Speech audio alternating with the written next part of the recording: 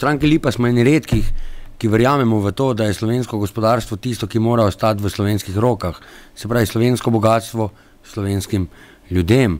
Današnja vlada je skušala s tako imenovano tajkunsko sejo pričarati vzdušje, ki v tej državi vsekakor ni dobrodošlo.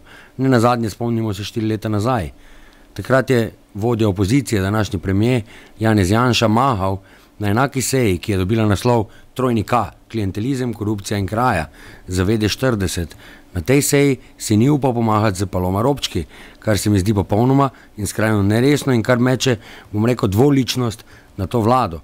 Beseda tajkun oziroma tajkunizacija je plod oziroma izmišljotina te vlade.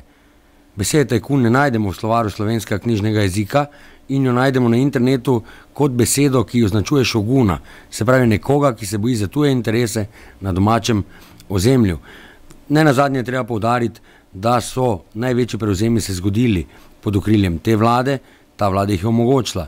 In če poslušamo ministra za gospodarstvo, gospoda Vizjaka, potem je prevzem slovenske industrije jekla tisti prevzem, ki naj bi bil vzor vsem ostalim. Čeprav je tam najmanj 1500 ljudi ostalo brez dela in se kapital oziroma dobiček strani teh podjetij izteka v tujino, direktno v Rusijo.